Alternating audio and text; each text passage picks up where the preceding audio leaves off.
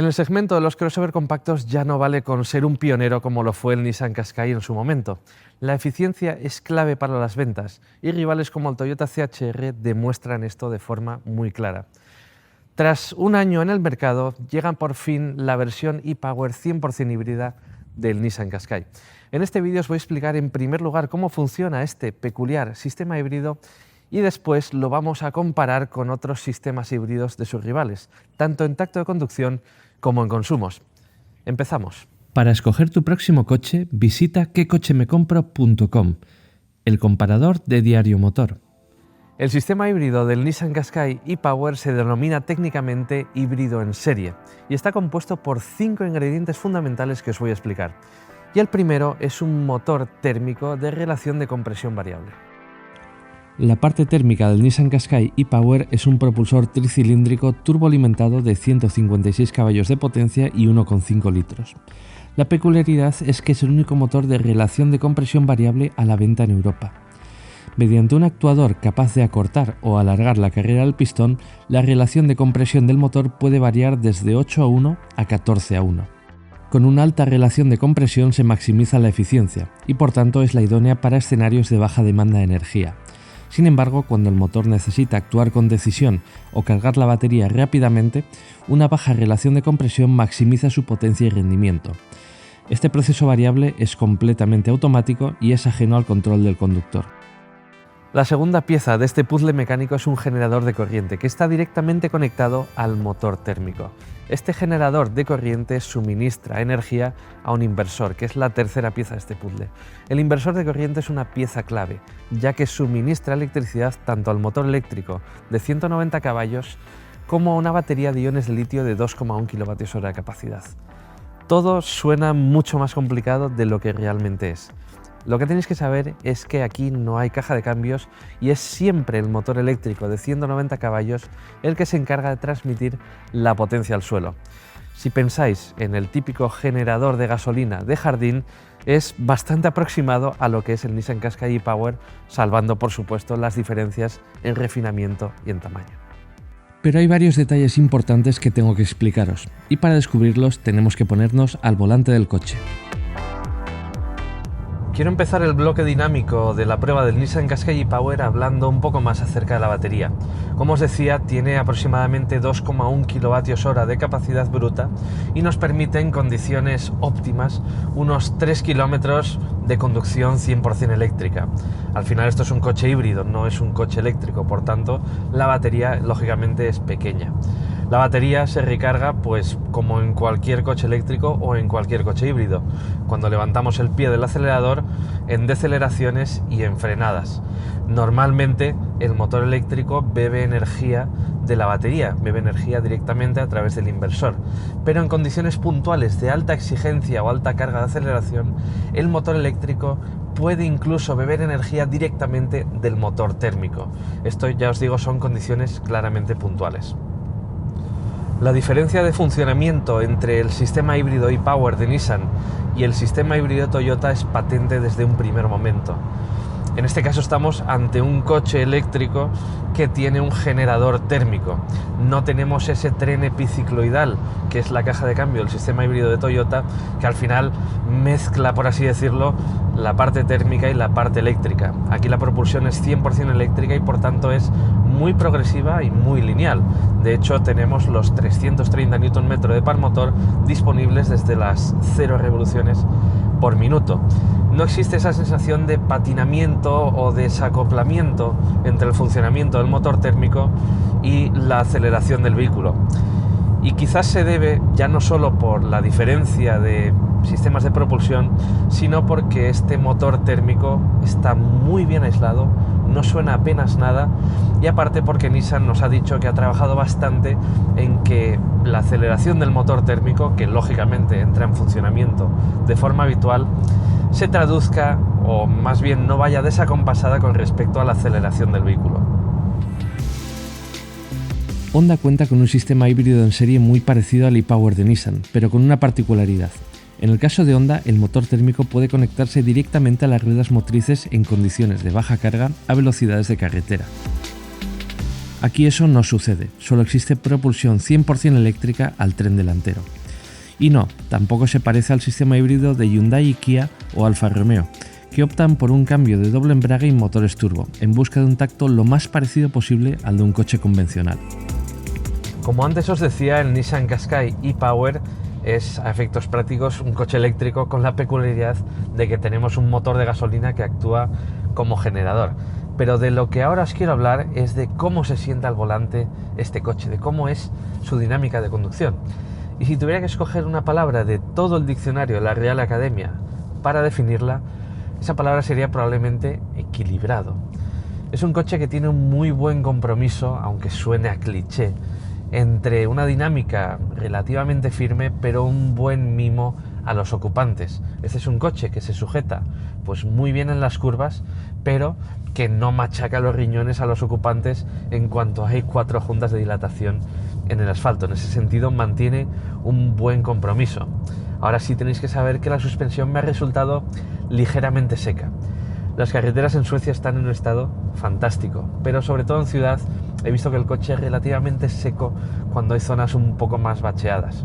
Eso se mitiga bastante, eso sí, briconsejo, si escogéis la llanta pequeña, como es el caso de esta unidad, llanta de 18 pulgadas. Si escogemos una llanta de 20 pulgadas, mucho más chula, el coche sí que va a resultar algo seco en ese tipo de circunstancias. Por lo demás, me gusta el tacto de la dirección dentro de una dirección relativamente filtrada, es bastante directa y algo nos dice de lo que está pasando bajo el asfalto, eso es algo positivo. Y en general lo que veo es que es un coche con buenos mimbres dinámicos, se aprecia claramente una evolución con respecto a la anterior generación del Nissan Qashqai y eso es palpable. Ahora bien, no es un coche pues que nos incite a correr, aunque es un coche con muy buenas prestaciones y si aceleramos con fuerza los 190 caballos del motor eléctrico nos van a pegar al asiento. Este es un coche que no nos incita a correr, es un coche que nos incita más bien a buscar la máxima eficiencia, a aprovechar al máximo la inercia y en definitiva a buscar el mínimo consumo de combustible. Pero tened por seguro que si llega la hora de adelantar o la hora de acelerar con fuerza, este es un coche con mucha potencia y que no nos va a dejar vendido en ningún aspecto. Otro aspecto del que me gustaría hablaros de este Nissan Qashqai e-Power es su sistema e-Pedal Step. Este es el nombre que Nissan ha dado al sistema de conducción con un solo pedal en el Nissan Qashqai. Este es un sistema pues al final bastante habitual en coches eléctricos y estamos acostumbrados a usarlo en ese tipo de coches. Y básicamente funciona de una forma muy sencilla. En cuanto levantamos el pie del acelerador, el coche se llega a detener por sí mismo a base de una frenada regenerativa bastante agresiva. En el caso del Qashqai tenemos esa frenada regenerativa agresiva, pero con una peculiaridad, y es que el coche no llega a detenerse al completo. De hecho, soltamos el acelerador y el coche seguirá avanzando a una velocidad de unos 5 km por hora. Si queremos frenar, detener el vehículo, tenemos que tocar el pedal del freno. Y ahí es donde se produce un pequeño inconveniente, y es una transición entre la frenada regenerativa y la frenada hidráulica, es decir, la frenada con los discos de freno del coche. Y esa transición no es demasiado fluida y en ocasiones, si no somos muy finos, llega incluso a ser brusca o incómoda, especialmente en maniobras en ciudad a muy baja velocidad. Supongo que es cuestión de acostumbrarse, pero pienso que Nissan debería haberse ido un paso más allá y haber equipado un sistema de conducción con un solo pedal con todas las consecuencias. Antes de bajarnos del Nissan Qashqai e-Power, quiero daros una breve referencia acerca de consumos. Este es un coche que homologa un consumo medio de entre 5,3 y 5,4 litros a los 100 kilómetros según el ciclo WLTP. En esta versión en concreto, con la llanta más pequeña, 18 pulgadas, estamos hablando de un consumo medio de 5,3 litros a los 100 kilómetros. Y en los 80 kilómetros de ruta que llevo hasta el momento, el consumo medio, según el ordenador de a bordo, ha sido prácticamente de 5,1 litros a los 100 kilómetros. Es decir, un consumo que clava la homologación y la rebaja ligeramente. Ahora bien, tenéis que saber que la ruta que hemos hecho favorece mucho a un vehículo híbrido. Como es lógico, Nissan no nos iba a llevar a una ruta que desfavorece a un vehículo híbrido. Por tanto, al final la única forma que tenemos de verdad comparar el consumo de este coche con el de sus rivales será hacer una comparativa con el mismo ciclo de conducción.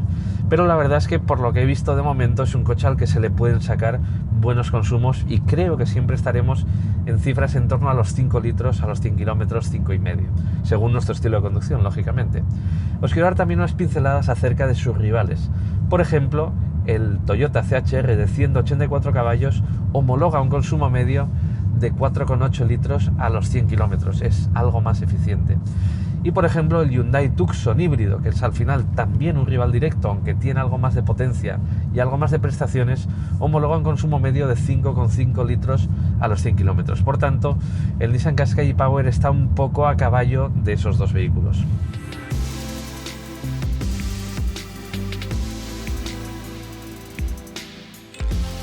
El interior del Nissan Qashqai e-Power no cambia con respecto al de otros Nissan Qashqai, y eso es algo muy positivo, ya que las calidades, la ergonomía, etcétera, son idénticas. No voy a analizarlo en profundidad, ya que mi compañero David García Artés ya lo hizo en su prueba a fondo del Nissan Qashqai, pero sí quería mencionar un detalle muy interesante, y ese detalle es esta pantalla de 12,3 pulgadas. Esta pantalla es una novedad en la gama Qashqai. Es una pantalla muy fluida, de muy buenas capacidades, cuenta con una integración completa con Alexa y al final es una pantalla que va a ser trasladada al resto de la gama Qashqai. Y también tenemos, como último detalle, más que como novedad, la misma palanca de cambios que tenemos en un Nissan Ariya. De las plazas traseras y el maletero tampoco vamos a hablar, afortunadamente. La situación de la batería y los componentes del sistema eléctrico no varían en 1 milímetro la habilidad trasera, ni disminuyen en un solo litro el volumen máximo del maletero. El Nissan Qashqai e-Power es en definitiva una propuesta muy interesante y yo diría que a día de hoy es incluso necesaria para Nissan. Es al final un punto intermedio entre un vehículo térmico y un vehículo eléctrico y a día de hoy es lo más electrificado de la gama Qashqai, que carece de versión 100% eléctrica y también carece de versión enchufable. El Nissan Qashqai e-Power es un coche que destaca por ser muy equilibrado. Está bien construido, es razonablemente eficiente y en definitiva cumple en todos los aspectos que se le exigen a un crossover a día de hoy. Pero en esta primera toma de contacto tampoco hemos podido explorar su eficiencia adecuadamente y me ha parecido que no es del todo destacable, pero para ello tendremos que someterlo a una prueba más rigurosa en España. Su comercialización arranca ya mismo en España a un precio de 39.850 euros. Este es un precio significativamente más caro que el de algunos de sus rivales japoneses y europeos, pero hay que tener en cuenta que podría ser reducido significativamente mediante descuentos comerciales. Si os ha gustado este vídeo, pues ya sabéis lo que toca. Dejadnos un pulgar arriba, considerad suscribiros al canal de Diario Motor y nos vemos en otra prueba. Hasta pronto.